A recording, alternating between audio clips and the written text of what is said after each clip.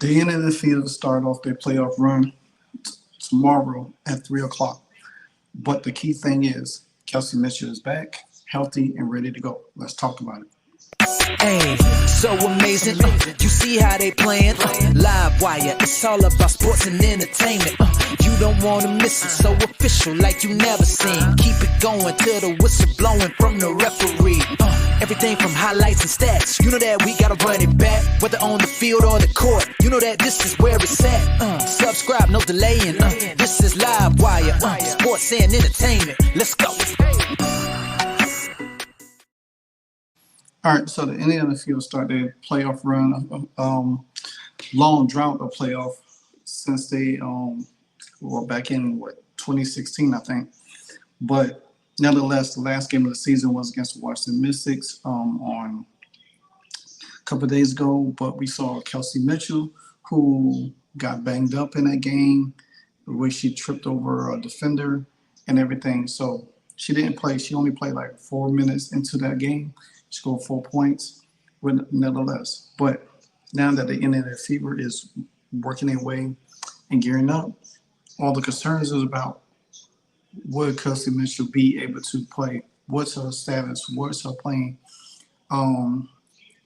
How is she? Is she healthy enough? Well, I'm gonna let y'all guys see for yourself.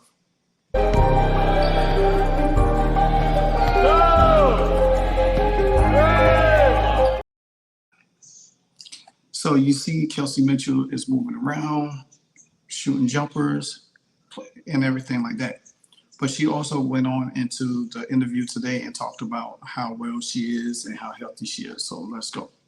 I feel great. I think I mean, hopefully you guys, saw me. I didn't think I looked bad. I feel great. I think for us, it was just about precautions, prevention, so to speak. And I felt good to see the other end and celebrate the ones that were on the floor the other day. So on the bright side, I was grateful to see, Victoria, Wally World, Lou, E-Dub, have a great time. So it was the best of both worlds.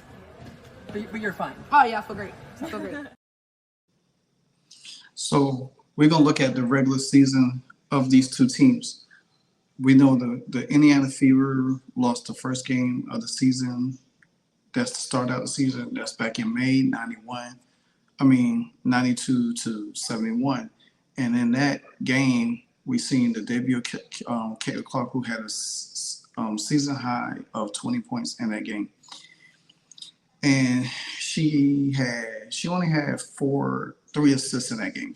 So that was the game that we didn't know what she was doing at that point. Alyssa Thomas had a double-double in that game.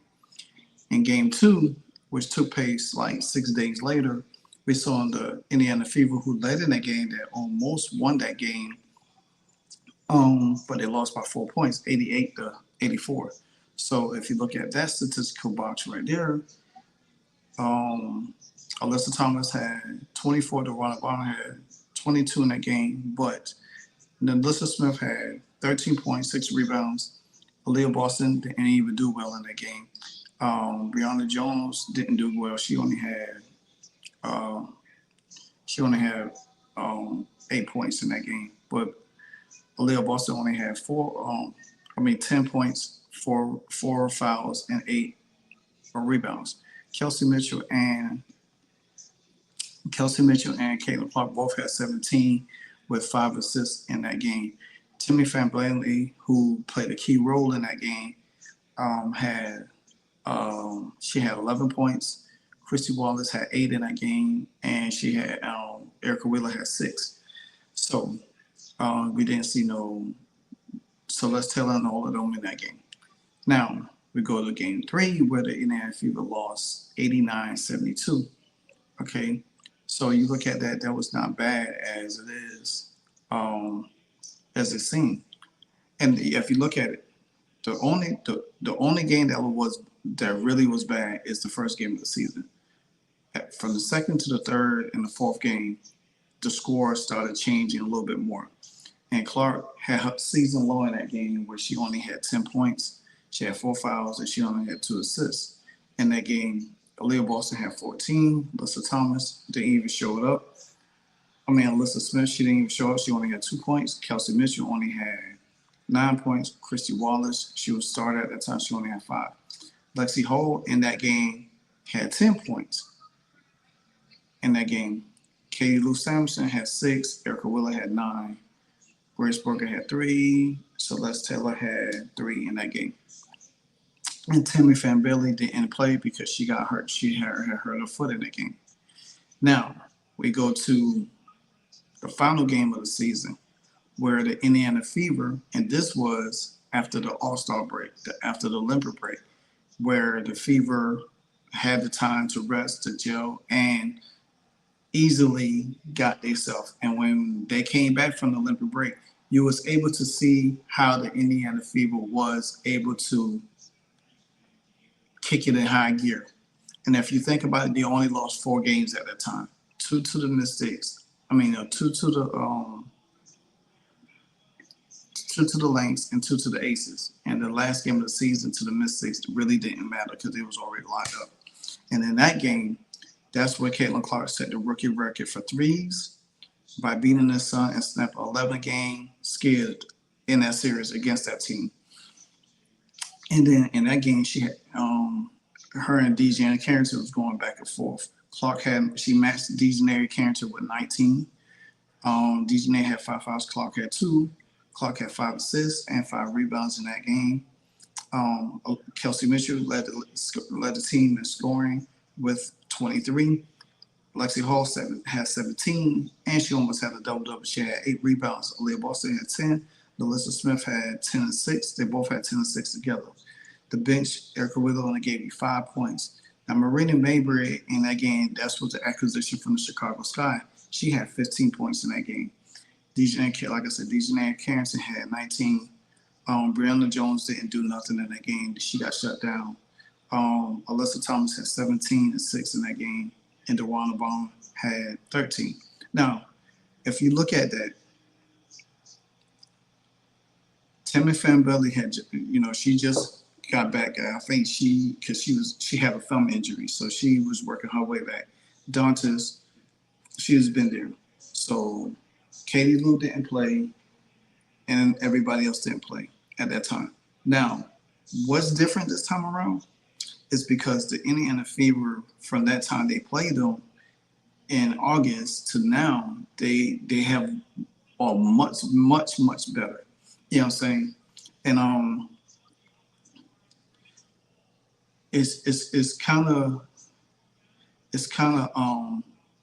I guess you could say telltale, because you look at how the Indiana Fever are playing right now and how things have been clicking for this team all the way down.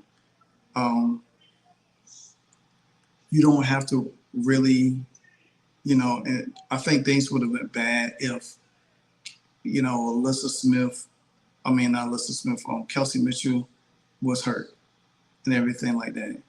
So that's why I look at it for the most part and everything like that. But now that this team is locked in and ready, I look for them to come out and do things that they really, really need to do. And that means taking care of business. Taking care of business, making sure they pick up the first win of the season or the playoff. Get the first win. Not getting swept, not everything about that.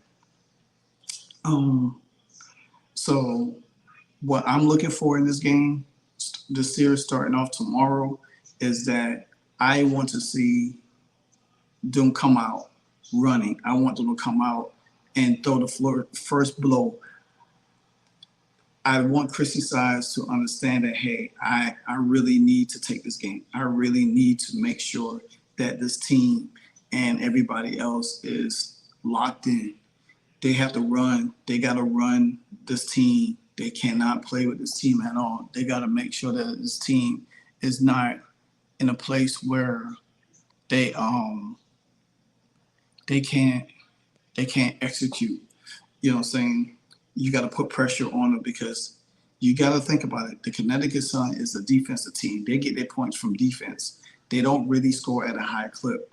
And you know that Indiana Fever wants to score more. They want to score at a higher clip. They want to score. They want to be able to run you, tire you down, and weigh you out. They don't want to be physical. They don't want to be physical. They could be physical, but I think all of the X factors. Like I was watching in the Mystics game, where I said, "Hey, okay, this is where I want to see where the others step up." Christy Wallace had 17. She led the team with 17. Elizabeth Smith had her points. I feel like Christy Wallace could be a benefactor in this game because don't use her as a ball to be a ball distributor.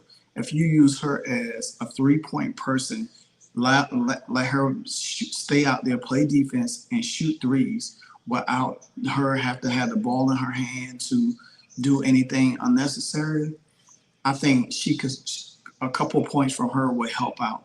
Maybe put her on Marina Mabry. You know what I'm saying? Bring her in like that. Match short, speed. Let her run around. Katie Lou is too slow. She's not going to serve well in here. Now, the Connecticut Sun are a slow team. They're not fast at all. If you look at it, I think Tiffany Hayes and Dejanay Carrington is probably the only ones that run fast. Melissa Thomas, she's not going to run fast. She's going to try to use her strength to bully you in.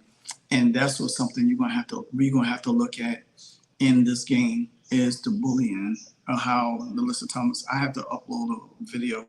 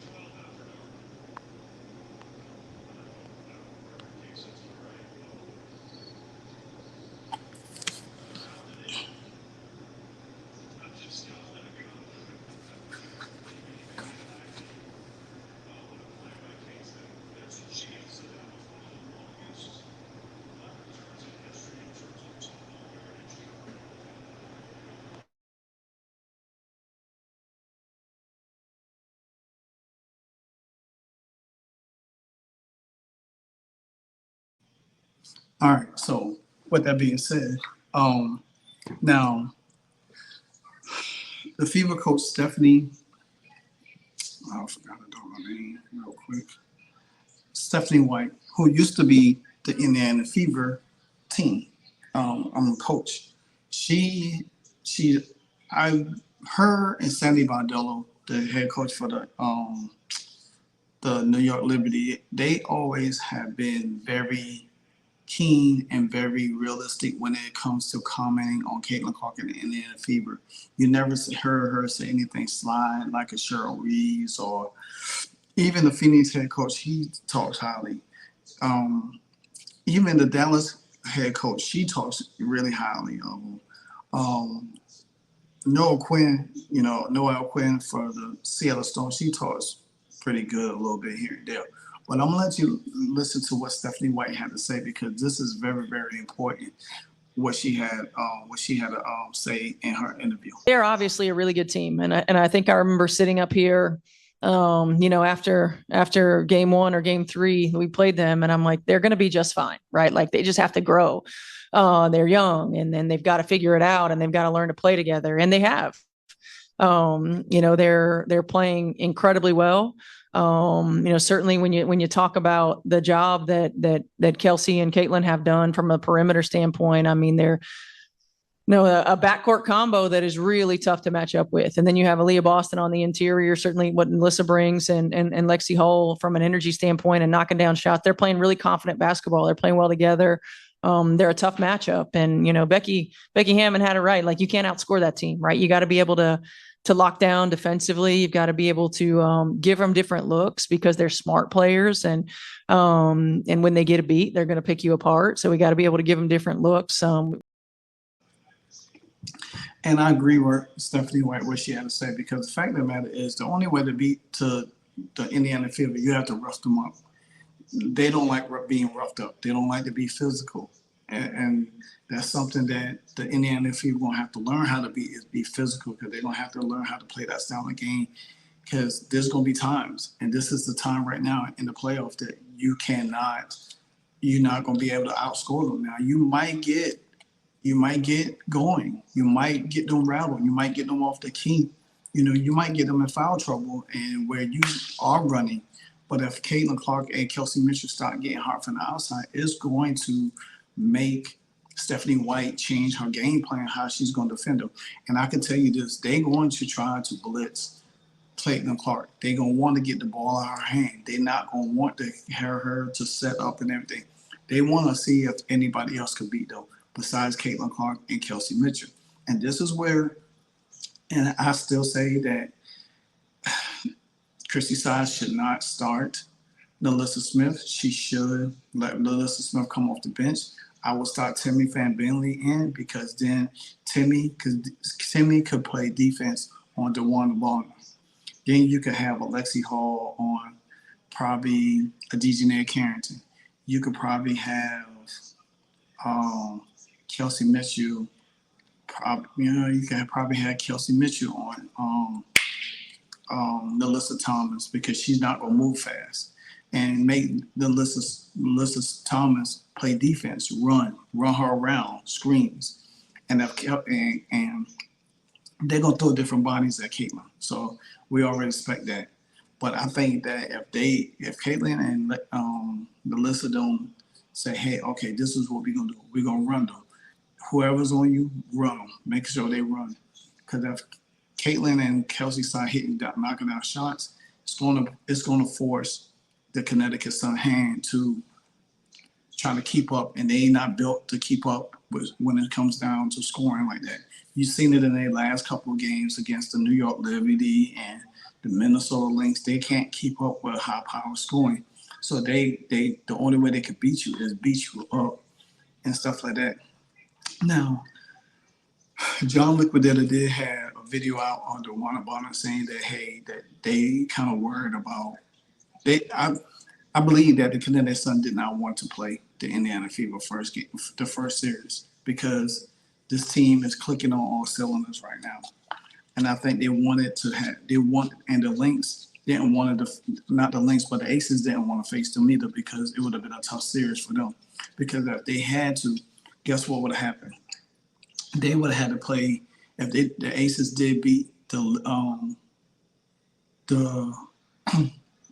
Aces beat the Fever, guess who they would have had to play the next round?